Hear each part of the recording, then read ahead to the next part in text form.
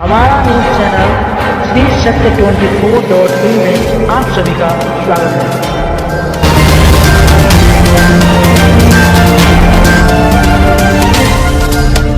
आप देख रहे हैं श्री सत्य 24.in, जनता की आवाज आप तक। अनुग्रह नारायण कॉलेज की झंडा तोलन की रोमांचक समारोह।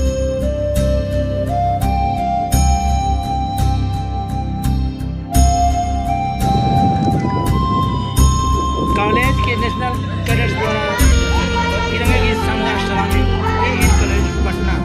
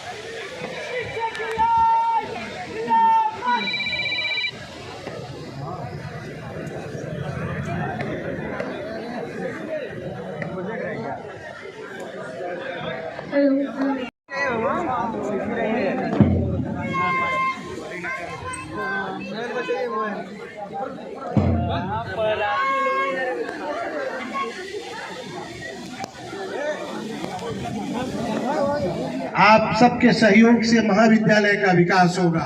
महाविद्यालय के सामने आप सब जानते हैं नैक आने वाला है। नैक की चुनौती अक्टूबर में है। हम लोग चौथी बार फोर्थ साइकिल में जा रहे हैं और बिना आप बच्चों शिक्षकों के सहयोग के इस चुनौती को हमको पार करने में मुश्किल होगा। इसलिए आप सब सहयोग करें। हम लोग का कॉलेज ए ग्रेड है, बेस्ट कॉलेज है। हम लोग का कॉलेज आपके सहयोग से, सभी विद्यार्थियों के सहयोग से, सभी कर्मचारियों के सहयोग से, सभी सम्मानित शिक्षकों के सहयोग से समझते हैं कि पूरा कर लेगा। कॉलेज के विकास के बारे में मुझे बहुत कुछ नहीं कहना है। एक अनुग्रह बाबू का वो पार्क अधूरा था, तो आप देख ही रहे कि काम लग गया है। असफलता 2 क्षेत्र में है, एक क्षेत्र में सामने फील्ड का है। सब लोग जानते हैं कि राजकुमार बाबू आने वाले थे, केंद्रीय मंत्री इसको बनाने वाले थे। दुर्भाग्य है महाविद्यालय का कि उनका प्रोग्राम किसी कारणवश टल गया। यह चुनौती है, इसको हम लोग लिए हैं और देखते हैं कि इसको बनवाने में हम सफल होंगे। बाकी आप देख ही रहे हैं, auditorium, multipurpose building, examination hall, ये सब बन के तैयार हो रहा है और हम लोग निकट भविष्य में माननीय मुख्यमंत्री जी को आग्रह करके बुलाएंगे, उद्घाटन कराएंगे और भी कई योजनाओं का लाभ हम लोग लेंगे।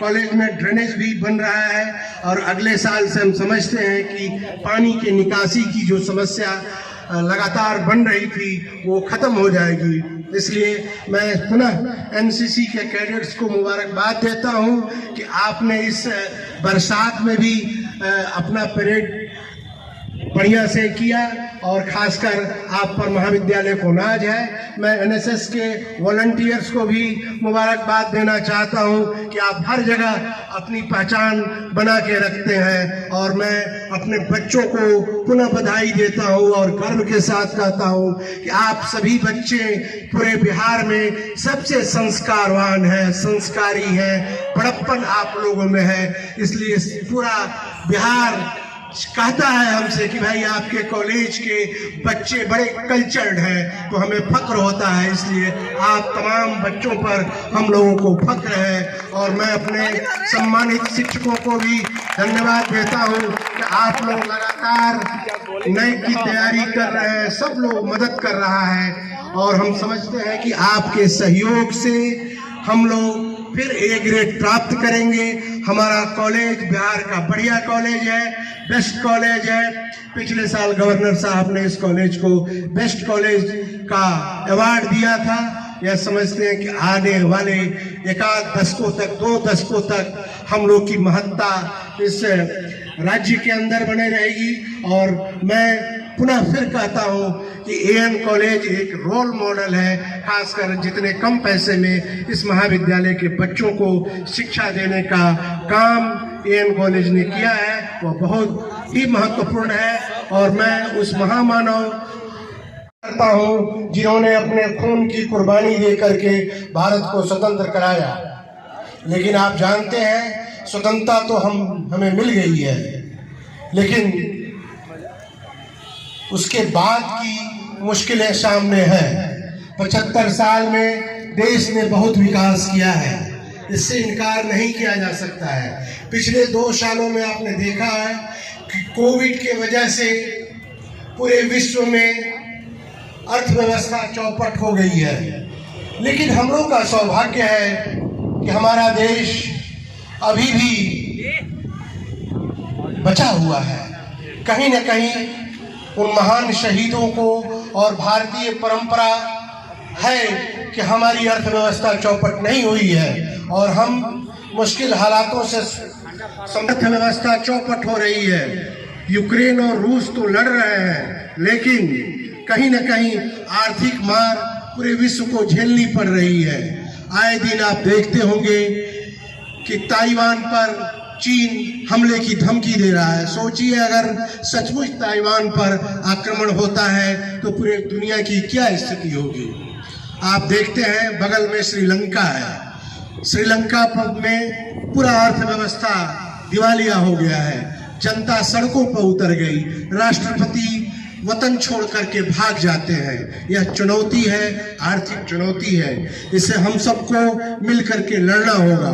और यह आर्थिक चुनौती आप नौजवान ही उसकी समस्या का समाधान कर सकते हैं। आप जानते हैं कि अमेरिकन लोगों ने कितना मेहनत करके फेसबुक का इजाद किया, गूगल का किया।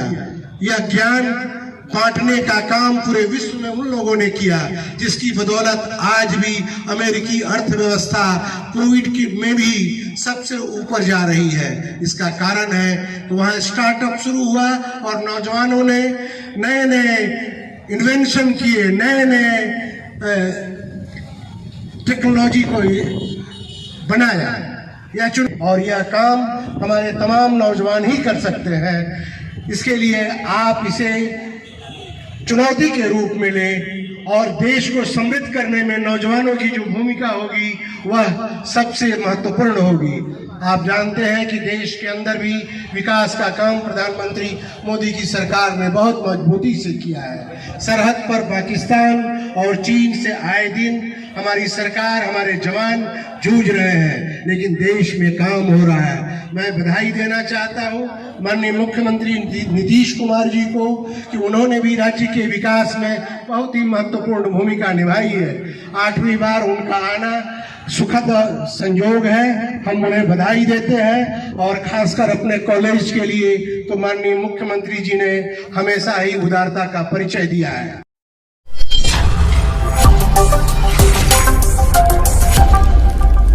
आप देख रहे हैं श्री सत्य 24.in। वीडियो अच्छा लगे तो चैनल को लाइक और सब्सक्राइब करें तथा बेल घंटी को बजाना ना भूलें।